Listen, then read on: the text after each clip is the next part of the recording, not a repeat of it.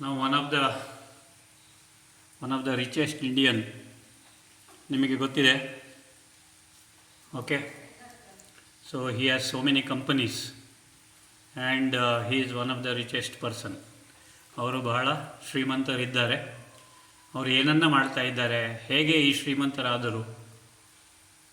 So ಅವರ ಹಿಂದಿನ ಜನ್ಮದಲ್ಲಿ ಅವರು ಬಹಳಷ್ಟು ದಾನ ಪುಣ್ಯಗಳನ್ನು ಮಾಡಿದ್ದರು. ಸೊ ಯಾವ ಥರ ದಾನ ಪುಣ್ಯ ಮಾಡಿದರು ಅಂತಂದರೆ, ಈ ಒಂದು ಜನ್ಮದಲ್ಲಿ, ಈ ಒಂದು ಜೀವನದಲ್ಲಿ, ಈ ಒಂದು ಲೈಫಿನಲ್ಲಿ ಬಹಳಷ್ಟು ಶ್ರೀಮಂತರಾಗಿದ್ದಾರೆ ಮತ್ತು ಬಹಳಷ್ಟು ಕಂಪನಿಯನ್ನು ಓನ್ ಮಾಡ್ತಾ ಇದ್ದಾರೆ. ಕಂಪನಿಯನ್ನು ಓನ್ ಮಾಡುವುದಲ್ಲದೆ ಎಷ್ಟೋ ಜನರಿಗೆ ಕೆಲಸವನ್ನು ಕೊಟ್ಟಿದ್ದಾರೆ. ಮತ್ತು ಈ ಜನ್ಮದಲ್ಲೂ ಸಹ ಅವರು ಮತ್ತು ಅವರ ಒಂದು ಧರ್ಮಪತ್ನಿ ಆಗಲಿ, ಅವರ ಮಕ್ಕಳಾಗಲಿ ಅದೇ ಥರ ದಾನ ಧರ್ಮಗಳನ್ನು ಮಾಡುತ್ತಿದ್ದಾರೆ. ಸೊ ಈ ಜನ್ಮದಲ್ಲಿ ಅವರು ತಿಂಗಳಿಗೆ ಒಂದು ಸಲ ಒಬ್ಬ ಬ್ರಾಹ್ಮಣನಿಗೆ ಕರೆದು ಅವರಿಗೆ ಹೊಟ್ಟೆ ತುಂಬ ಊಟ ಹಾಕಿ, ಆನಂತರ ಅವರಿಗೆ ಸಿಲ್ವರ್ ತಟ್ಟೆ ಮತ್ತು ಸಿಲ್ವರ್ ಆದ ಕೆಲವೊಂದು ಏನೇನು ಬೇಕಾಗಿದೆ ಪೂಜೆಯ ಸಾಮಾನನ್ನು ಅವರಿಗೆ ದಾನ ಮಾಡ್ತಾರೆ. ಸೊ ಆ ಒಂದು ಕೆಪ್ಯಾಸಿಟಿ, ಆ ಒಂದು ಇದು ಮಾಡಬೇಕು ಅಂತಂದರೆ ಇಮ್ಯಾಜಿನ್ ಮಾಡಿ ಅವರು ಎಷ್ಟು ಶ್ರೀಮಂತರಿರಬಹುದು. ನಿಮಗೆ ಇಲ್ಲಿ ಒಂದು ಕರ್ಮದ ಗುಹ್ಯಗತಿ ಹೇಳಬೇಕಂತಂದರೆ, ಹೋದ ಜನ್ಮದಲ್ಲಿ ಯಾರ್ಯಾರು ಅವರಿಂದ ದಾನ ಸ್ವೀಕರಿಸಲ್ಪಟ್ಟ ಜನರಿದ್ದಾರಲ್ವ, ಅವರು ಈ ಜನ್ಮದಲ್ಲಿ ಅವರ ಫ್ಯಾಕ್ಟ್ರಿಗಳಲ್ಲಿ, ಅವರ ಕಂಪನಿಗಳಲ್ಲಿ, ಅವರ ಮನೆಗಳಲ್ಲಿ ಅವರಿಗೆ ಸರ್ವ್ ಮಾಡ್ತಾ ಇದ್ದಾರೆ. ಅಫ್ಕೋರ್ಸ್ ಅದಕ್ಕೆ ಸಂಬಳ ಕೊಡ್ತಾ ಇದ್ದಾರೆ. ಮೋಸ್ಟ್ ಆಫ್ ದೆಮ್, ನಾನು ಎಲ್ಲರೂ ಅಂತ ಹೇಳೋದಿಲ್ಲ, most of them. Okay, so ಆ ಥರ ವ್ಯಕ್ತಿ ಆಗಬೇಕಾದ ಯಾರಿಗಾದರೂ ಇಷ್ಟ ಇದ್ದಲ್ಲಿ ಏನು ಮಾಡಬೇಕು ಅಂತ ನೀವು ಕೇಳಬಹುದು. ಸೊ ನಿಮಗೆ ಬರ್ತಕ್ಕಂಥ ಒಂದು ಅಫ್ಕೋರ್ಸ್ ವರಮಾನದಲ್ಲಿ ಇನ್ಕಮಲ್ಲಿ 10%, 10% ಅದನ್ನು ಒಳ್ಳೆಯ ರೀತಿಯಲ್ಲಿ ಉಪಯೋಗಿಸಿದಾಗ ದಾನ ಧರ್ಮಗಳನ್ನು ಮಾಡುವುದು, ದೇವಸ್ಥಾನಗಳಲ್ಲಿ ಅಥವಾ ಆರ್ಫನೇಜ್ಗಳಲ್ಲಿ ಅಥವಾ ಯಾವುದಾದ್ರೂ ಸ್ಕೂಲಿಗೆ ಅಥವಾ ಯಾರಾದರೂ ಮಕ್ಕಳಿಗೆ ಬಹಳಷ್ಟು ಒಂದು ಅಂದರೆ ಬ್ರಿಲಿಯಂಟ್ ಆಗಿರ್ತಕ್ಕಂಥ ಮಕ್ಕಳು ಆದರೆ ಬಡ ಕುಟುಂಬದಲ್ಲಿ ಇರುವಂಥವರಿಗೆ ದಾನ ಮಾಡಿ ಅವರಿಗೂ ಒಂದು ಸರಿಸಮಾನವಾದ ಎಜುಕೇಷನ್ ಆಗಲಿ, ಒಳ್ಳೆಯ ಒಂದು ವಿದ್ಯಾಭ್ಯಾಸ, ಒಳ್ಳೆಯ ಲೈಫ್ ಸ್ಟೈಲು ಮತ್ತು ಲೈಫನ್ನು ಕೊಡುವುದರ ಮುಖಾಂತರ ಖಂಡಿತವಾಗಲೂ ನೀವು ಸಹ ಆ ಒಂದು ಪದವಿಗೆ ಏರಬಹುದು. So this is the secret. Okay, so got it. So ನಾನು ಯಾರಂತ ಹೆಸರು ಮೆನ್ಷನ್ ಮಾಡುವುದಿಲ್ಲ. ಸೊ ಅವರ ಧರ್ಮಪತ್ನಿಯೂ ಸಹ ಎಷ್ಟೋ ಆರ್ಫನೇಜ್ ಸ್ಕೂಲ್ಗಳಿಗೆ ದಾನ ಧರ್ಮಗಳನ್ನು ಮಾಡ್ತಾ ಇದ್ದಾರೆ.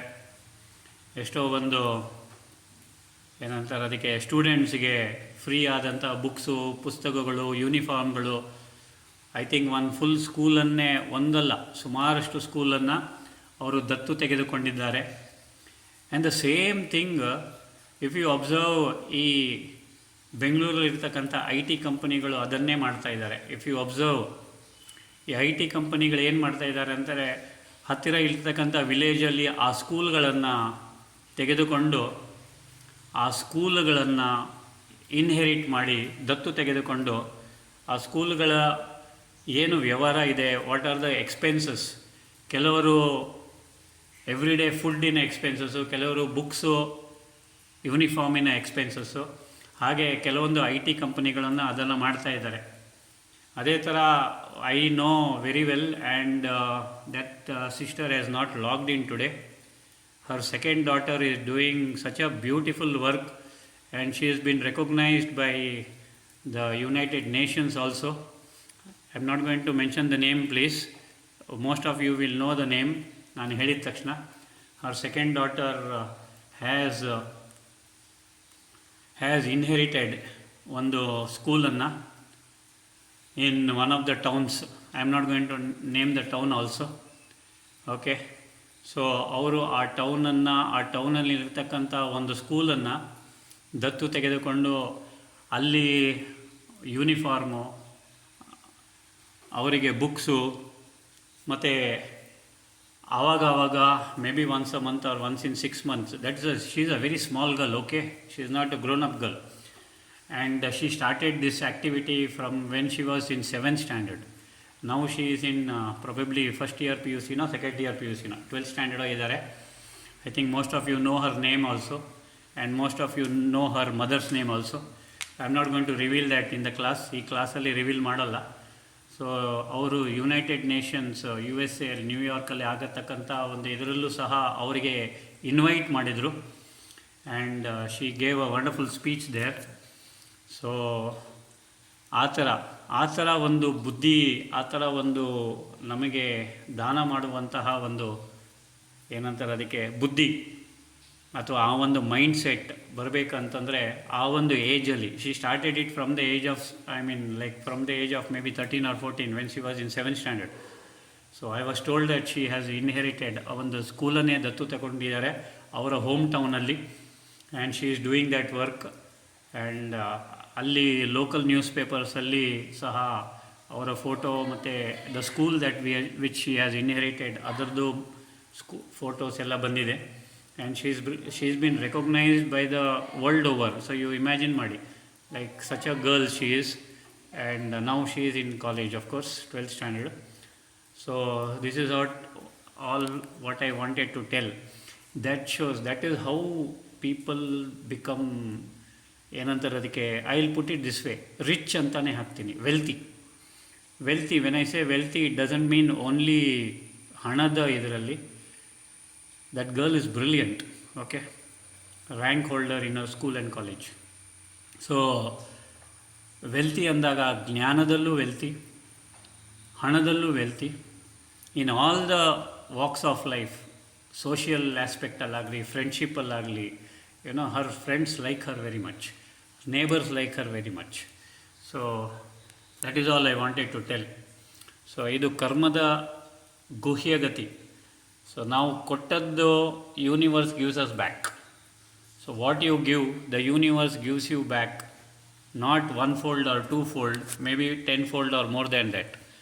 Okay, so this is what I wanted to tell. Now back to pranayama, please.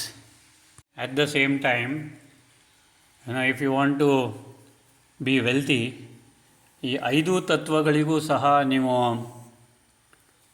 ಆಶೀರ್ವಾದವನ್ನು ಕೊಡಬೇಕು, ಬ್ಲೆಸ್ಸಿಂಗ್ಸನ್ನು ಕೊಡಬೇಕು. ಸೊ 5 ತತ್ವಗಳಿಗೆ ನೀವು ಯಾವಾಗ ಬ್ಲೆಸ್ಸಿಂಗ್ಸ್ ಕೊಡ್ತೀರಾ, ಯಾವಾಗ 5 ತತ್ವಗಳ ಬಗ್ಗೆ 5 ತತ್ವಗಳ ಮೇಲೆ ಕಂಪ್ಲೇಂಟ್ ಮಾಡುವುದಿಲ್ಲವೋ ಆಗ 5 ತತ್ವಗಳ ಆಶೀರ್ವಾದ ನಿಮ್ಮ ಮೇಲೆ ಇರುತ್ತೆ. ಸೊ ನಿಮ್ಮ ಶರೀರ ಹೆಲ್ತಿ, ವೆಲ್ತಿ, ಹ್ಯಾಪಿ ಇರುತ್ತೆ. ಮತ್ತು ಮುಂದೆ ಬರ್ತಕ್ಕಂಥ ಜನ್ಮಗಳಲ್ಲಿ you will be healthy, wealthy and happy and prosperous. Not only you, ನಿಮ್ಮ ಎಂಟೈರ್ ಫ್ಯಾಮಿಲಿ, ನಿಮ್ಮ entire clan. Gratitude is the key to success. Okay ದೇವರೇ, so these are the secrets of being wealthy.